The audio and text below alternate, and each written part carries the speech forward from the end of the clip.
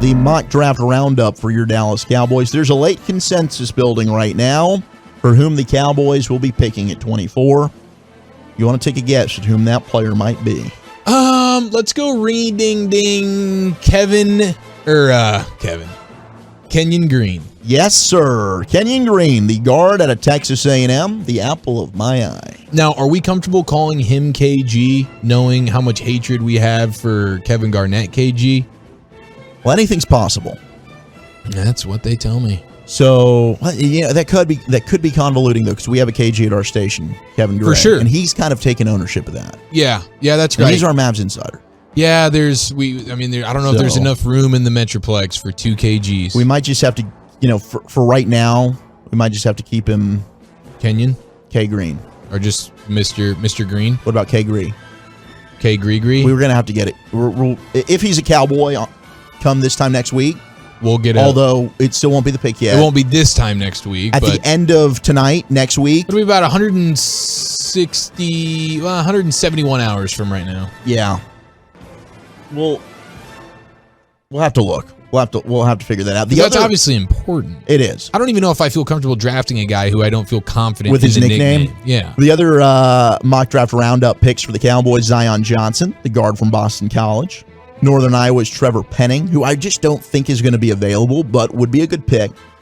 Bernard Raymond, who Lance Zierlein has the Cowboys taking, Central Michigan's offensive tackle. And I think that's going to be like, hey, if you get wiped out and the guards are gone, Bernard Raymond might be the pick. Everybody loves Raymond.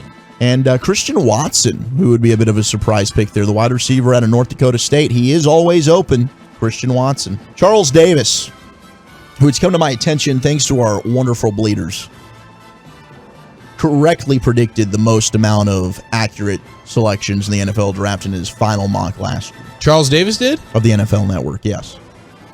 Isn't that a guy that you kind of hate on as a color analyst? No, he's okay. He's okay. That's a ringing endorsement. He's all right.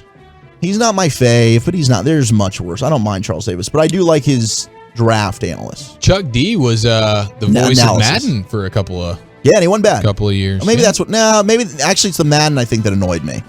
Very, very. The Grand Kenyon coming in strong here. I like that. That's a good one. The Grand Kenyon. What about KG2? How about just in the 214? But I like this one. What about Pancake Green? Pancake Green. I don't like that. It's a little bit wordy, but no, it's something to work with. The second I said it, I hated it. Let's go. What about Fertile Chipmunk on the Twitch chat, giving us just Kenny G? Kenny G, I'm in. Kenny G, man. I love Kenny G. The runner 1621. I think Raymond is the number 13 prospect. Is way overrated. I don't think I wouldn't put him that high, but I don't mind him. I think he could be a good player. Absolutely. Now, Charles Davis, just going to run through the top 10, and then I'll tell you who he has the Cowboys taking. He's got Trayvon Walker going number 1 to the Jags, and this seems like it's building a lot of momentum right now. We talked about this a couple weeks ago. Teams were not buying the Jags taking Aiden Hutchinson because it just does not mold with what Trent Baalke, their GM, has done historically. He takes players with just crazy athletic traits. When you go back and look at his selections of guys like DeForest Buckner and Eric Armstead and players that he drafted when he was with San Francisco. So Trayvon Walker fits that a little bit more than maybe a guy like Aiden Hutchinson does. So Detroit would be jumping for joy. They'd take Aiden Hutchinson 2 overall. Houston takes Evan Neal, who I think is the 3rd best tackle in the draft class, as the best tackle in the class at 3. The Jets then take Sauce Gardner at 4. Oh, what a good pick.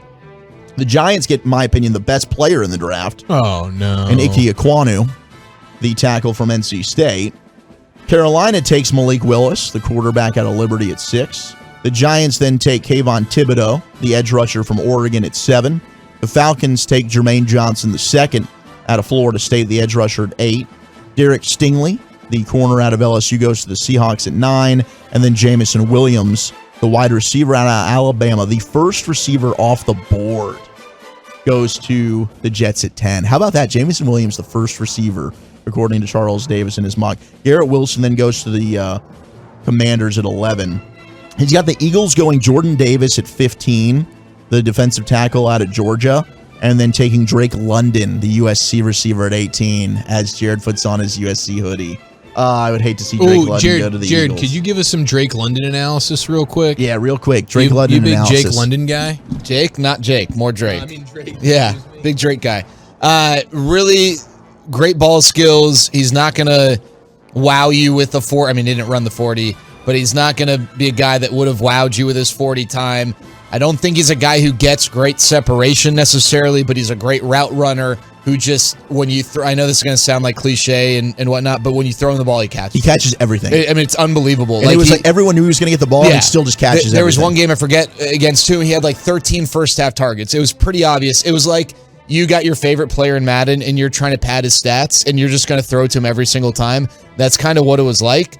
Yet, despite all sorts of different coverages, certainly not single coverage, everything other than that, he would catch it. I mean, it was really impressive. So I don't know. He kind of reminds me as a better version of Michael Pittman, because Michael Pittman, frankly, was that way at USC. A little more downfield stuff with Michael Pittman. Drake London, a little more intermediate. Drake's not as tall, thick though.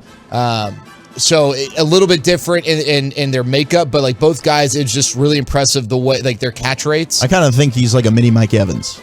Yeah, I mean, he's one of these guys who, like, if he didn't come from a major program, and not, I mean, frankly, I don't even know if USC is a major program right now. They will be. They will be. They certainly will be. I don't know that he'd be like considered in this vein right from the start, but he's like one of these guys you just watch him, you're like, gosh, this guy catches everything. He does. So he's really good. He's impressive. He's going to be a fan. good. I'm a fan. I'd be upset if the Eagles got him. He's got Charles Davis as the Cowboys taking Kenyon Green as well at 24. By the way, and Traylon Burks, I know you'll ask, he was taken by the Cardinals. I think Jared just became a part of our draft coverage next Thursday night, dude. That was impressive. Jared nails these USC guys. He really, really does, and he's not. And he gives great analysis about him. He's too. He's not a homer with his USC takes either. If he thinks they stink, he'll tell you. I mean, we can go on and on. There are a lot of guys coming out of USC who sucked, and I'll let you know. Yeah. Are those Scooby Doo gummies that you're eating? Oh, no, is that a granola apples bar? and mangoes thing. Very nice. Mini fruit bar. Good description.